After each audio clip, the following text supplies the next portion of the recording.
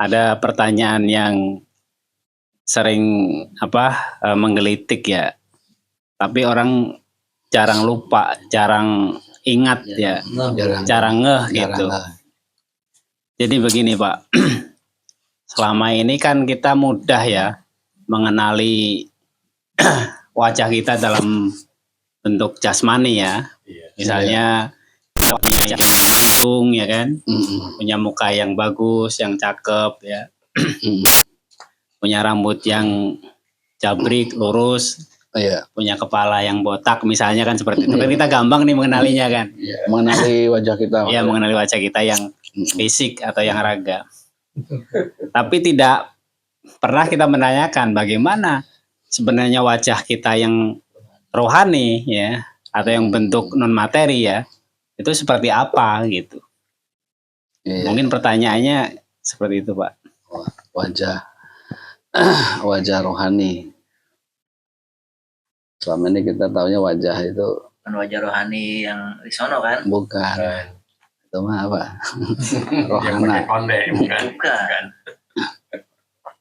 Jadi pertanyaannya, bagaimana kita mengenali wajah rohani kita? Karena selama ini kita sangat familiar dengan wajah yang bermana wajah fisik, jasmani. Ya kan, sementara kita memahami memang ada jasmani, ada rohani. Wajah fisik kita kenal, wajah jasmani kita kenal, tetapi bagaimana mengenal wajah rohani kita? Wah, ini pernah ditanyakan nggak nih sama apa? Kayaknya sih belum pernah nanya seperti itu kayaknya.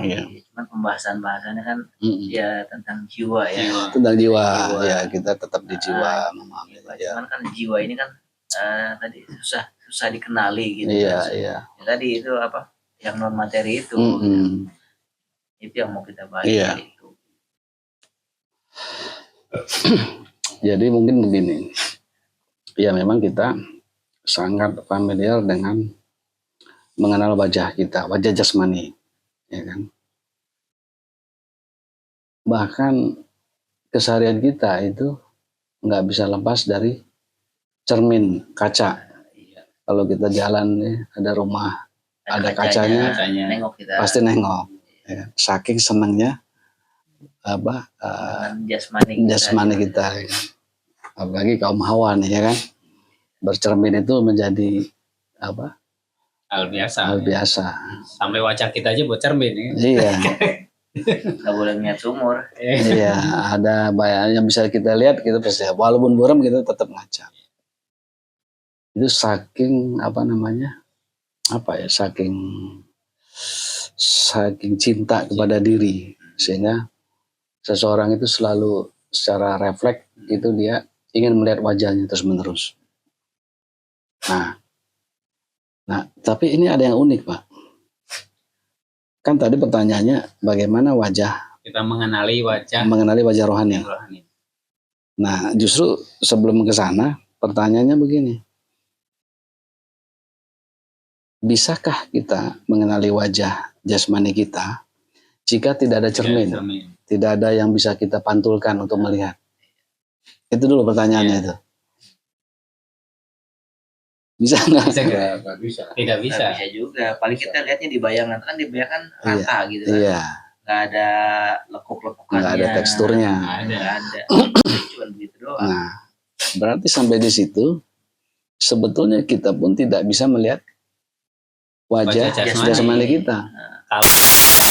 Kita butuh alat. Perlu benda-benda yang bisa kita lihat, merefleksikan, memantulkan. Itu untuk wajah kita sendiri kan. Jadi wajah kita sendiri aja nggak bisa lihat wajah jasmani. Tapi orang lain mengenal, bisa melihat wajah kita, wajah jasmani, ya kan? Wajah saya yang fisik ini, yang jasmani ini sangat dikenal oleh istri saya, anak saya, kerabat, teman, orang lain. Benar nggak? Iya. Jadi wajah kita yang jasmani ini ternyata dikenal oleh orang lain, tetapi oleh diri kita perlu cermin, alat bantu kan. Nah, orang lain mengenal kita ketika melihat wajah kita, langsung dia mendeteksi kita dan keseluruhan tentang kita, ya kan. Oh, ini orangnya baik nih, bapak ini, ya kan, ibu ini, anak ini. Tapi begitu ketemu wajah yang bangor nih, yang bocah degil, sangar, ya kan, tuh jangan main sama dia tuh. Artinya begitu dikenali gitu loh.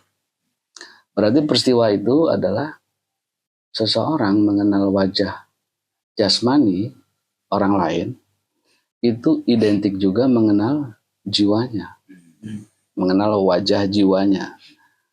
Artinya kan orang nggak terlepas nih dari jiwanya kan, perilakunya. Ya kita kenal dengan bahasa akhlak, ya kan. Nah, sebaliknya bagi orang yang berakhlak mulia, yang santun, yang penuh adab, itu wajahnya dirindukan, ya kan. Nah, seperti itu. Jadi masih di ranah jasmani kan. Artinya di situ kita dapat mengambil pelajaran bahwa wajah jasmani dengan wajah rohani itu satu dan sama. Ya kan? Bedanya kalau materi itu adalah unsur-unsur padat, sementara yang bersifat rohani itu bersifat imaterial atau non materi gitu. Artinya orang nggak bisa misahkan antara wajahnya dengan perilakunya, dengan akhlaknya. Nah, tapi seketika dia gamblang melihat perilakunya, ya kan, termanifestasikan dalam jasmaninya, gitu. Nah, bagaimana kemudian? Jadi pertanyaan tadi sebetulnya nggak bisa dipisahkan tuh, wajah jasmani dengan wajah rohani. Tapi kan ini pertanyaan ditujukan kepada diri kita sendiri. Saya ingin melihat rohani saya seperti apa sih? Saya ini tipologi akhlaknya seperti apa sih?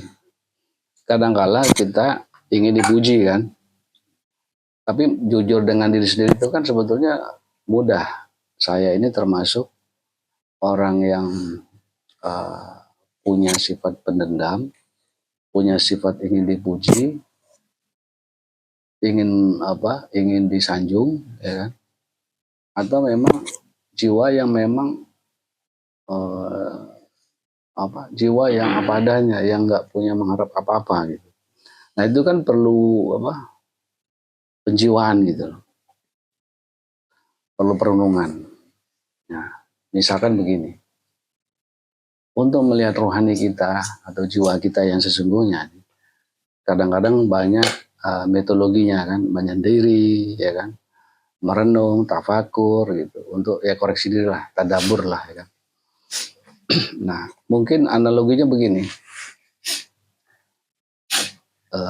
saya menganalogikan seperti kalau orang ke gunung melihat air yang bening, itu kan biasanya kan air itu hulunya di gunung kan, itu bawahnya adem gitu kan, tentrem gitu kan. Dalam keheningan itu kita bisa tenang gitu.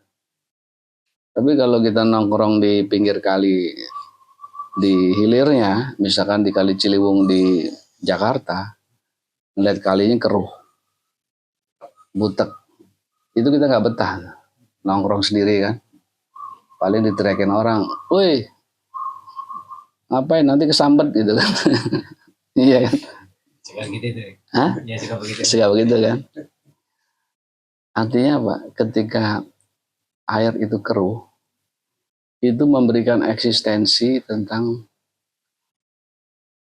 gambaran jiwa kita, sehingga orang nggak jarang ditemukan bisa berlama-lama di pinggir kali yang keruh, ya kan, sehingga dia ya paling beberapa jam lah udah. Tapi kalau berbeda dengan orang yang naik ke gunung. Ketemu dengan hulu sungainya, dia ingin berlama-lama, ya kan? ingin bermain dengan airnya. Karena apa? Ketika dia bersama dengan air yang bening tadi, maka energi kebeningan itu menarik dirinya sehingga dia menemukan kesejatiannya, ketentraman. Berbeda ketika yang tadi dengan di hilirnya gelisah gitu kan. Nah, berarti apa? Energi kebeningan itu sebetulnya yang selaras dengan kita. Itulah kita yang asli. Kan nggak ada orang healing itu di pinggir kali yang butek ya kan. Pasti ke gunung. Misalkan seperti itu. Ya. Artinya rohani kita di situ saja sudah memberi gambaran bahwa kita itu habitnya adalah ingin kebeningan, ingin kesucian kan. Air bening itu kan nggak ada warnanya, tembus pandang langsung kita kelihatan apa dasarnya sungai itu, di hulu itu batu-batuan itu kan. Berarti itu sebetulnya rasa bahagia kan nggak ada orang wah ini bening nih saya nggak betah, nggak ada kan. Nggak ada. Berarti frekuensi roh kita sebetulnya di situ titiknya itu. Makanya pada dasarnya manusia itu tadinya satu jiwa. Itu maksudnya satu jiwa itu. Cuman karena dia proses perjalanannya bergerak, berevolusi, ya kan, tumbuh berkembang, akhirnya membuat pribadi jiwa itu berbeda-beda. Timbullah karakter yang berbeda-beda. Nah kembali lagi, ketika kita sudah mengenali jiwa kita yang awalnya adalah mencintai kebeningan, mencintai kesucian, mencintai apa adanya, dan itu terus kita jaga, sebetulnya itu wajah aslinya kita.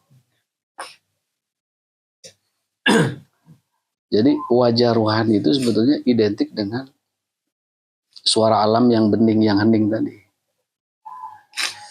Nah, jadi menangkap wajah sejati rohani kita, itu sebetulnya frekuensinya bisa kita lihat atau kita pantulkan ke cermin alam tadi.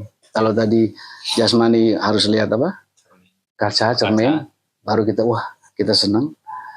Tapi untuk memantulkan, memahami bagaimana wajah rohani kita, salah satunya adalah kita bisa uji kita bermain di tempat-tempat tadi yang di apa? Di kebeningan tadi, di hulu sungai. Kita tentram bahagia kan. Nah, itu menggambarkan wajah rohani kita yang sejuk, yang suka dengan kesejukan, kejujuran, kedamaian gitu kan. Nah tinggal mampu nggak kita menciptakan kondisi jiwa kita ini, rohani kita itu terus menerus kekal di situ, di kebeningan itu. Nah sehingga di titik ini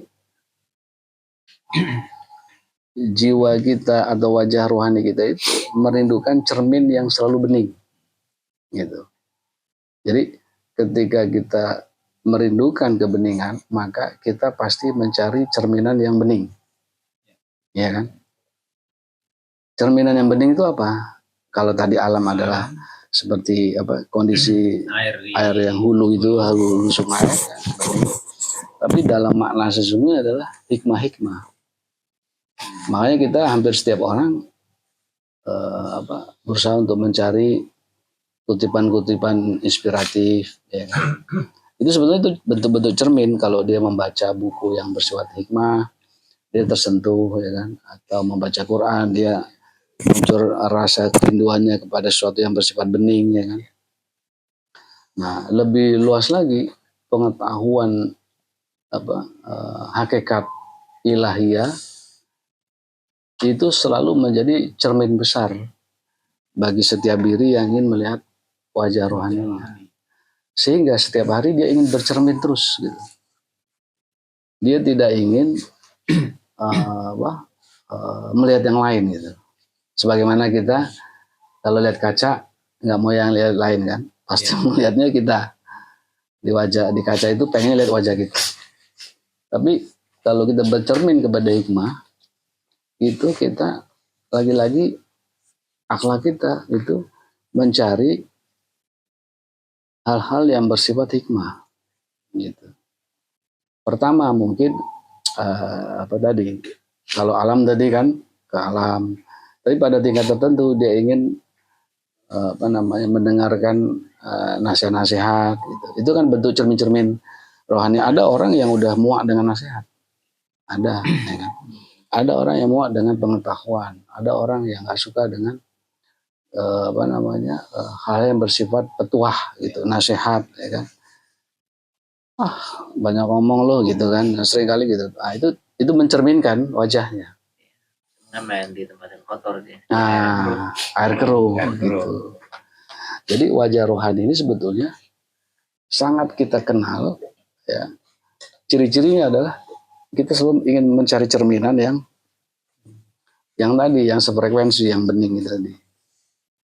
Nah, sehingga mengenal wajah kita yang rohani itu adalah identik dengan kecintaan kita kepada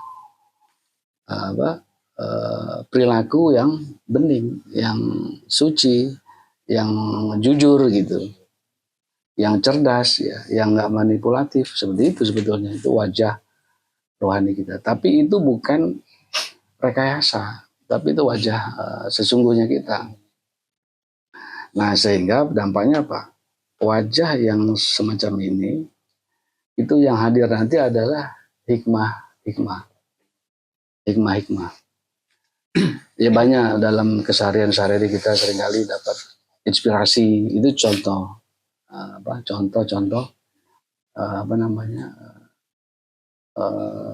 wajah rohani kita. Sehingga jasmani itu kan udah ngikutin aja perilaku itu.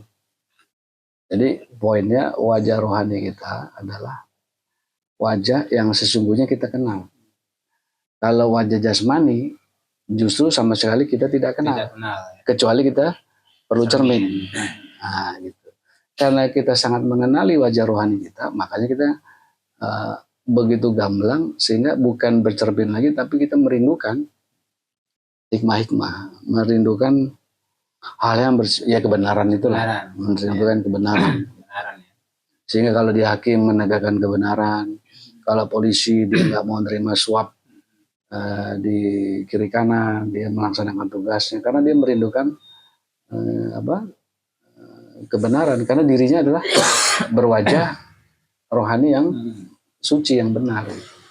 Jadi larinya ke akhlak gitu. Bilang kayak ya pokoknya jalannya yang lurus-lurus aja gitu. Jalan lurus-lurus aja gitu. Yang belok-belok kan. Iya, itu sebenarnya jiwa yang asli itu begitu gitu. Pokoknya yang tadi yang bersifat kebenaran, lurus iya. Nah, kita memang seringkali tertelikung gitu kan dalam perjalanan itu, sehingga kita kena musibah. Kita seringkali terobjektifikasi dengan diri-diri yang palsu. Diri-diri yang palsu. Jadi yang asli seolah nggak muncul, nggak kelihatan gitu. Padahal dia bersama kita juga gitu. Bersama sebenarnya gitu. Cuma kita nggak nge. Karena tadi yang palsu ini yang sering nongol gitu. Betul. Sama kita waktu dandan nih, lihat muka kita.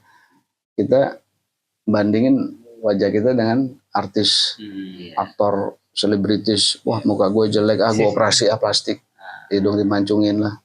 Yang palsunya itu jadi dia yang palsu, jadi yang lain ya. Sama di rohani juga gitu. Nah, gitu. Kita sebenarnya nggak ngeh dengan diri kita yang sangat mengenal, cuman kita selama tidak mendalami itu. Betul. Tidak mendalami yang jiwa yang asli itu, diri yang asli. Yang muncul yang palsu-palsu terus. Iya. Nah, sementara yang palsu itu pakaiannya banyak gitu kan. Nah, kita ingin berpakaian seperti mereka, pada rohani kita yang sejati itu harusnya itu cantik banget. Ya bukti tadi kan, kita kok suka dengan suasana yang hening, suasana yang kita ingin kejujuran orang, tapi kita malah melakukan perbuatan sering menipu, sering bohongan. Padahal di awalnya dia sudah menghendaki kejujuran karena dirinya aslinya itu. Jiwa yang satu itu. Jiwa yang ilahiyah itu dikhianati oleh dirinya sendiri. Nah, sehingga puncaknya begini. Ketika kita terus berperilaku sebagaimana wajah kita yang asli, maka secara aktual perjalanan kita adalah perjalanan para pelaku kenabian, para pelaku orang yang sejatinya menuju kemurnian jiwa, sehingga pada puncaknya dia tidak bersama dengan yang lain, dia tidak pernah menjadi sesuatu yang lain. Pada puncaknya dia lebih dekat dengan Tuhannya daripada jarak dengan urat lehernya, satu dan sama, sehingga keintiman dia kepada Tuhannya itu lebih gamblang dari segala apapun. Nah, gitu. Emang itu nggak mudah memang perjalanan itu, tapi pada hakikatnya menuju ke sana. Gitu. Nah, tapi sebaliknya ketika kita tidak konsekuen atau mengkhianati perjalanan rohani diri, wajah kita yang sejatinya berkhianat gitu, maka wajah kita sesungguhnya itu ditampakkan, yang kita lihat langsung bahwa kita ini bertabiat seperti hewan A, gitu ya kan. Jadi ada alam semesta ini sebagai cerminan bahwa ada kera, maka seseorang yang wajahnya itu rakus, maka dia wajah sesungguhnya rohani itu wajah kera. Jadi keranya seseorang itu adalah eksistensi dia sesungguhnya. Itu kalau kera yang kera itu bukan karena fisiknya, karena jiwanya itu ya kera. Nah, gitu. Beda dengan manusia, fisiknya manusia, tapi rohaninya bisa berwajah kera. Tabiatnya. Mungkin seperti itu.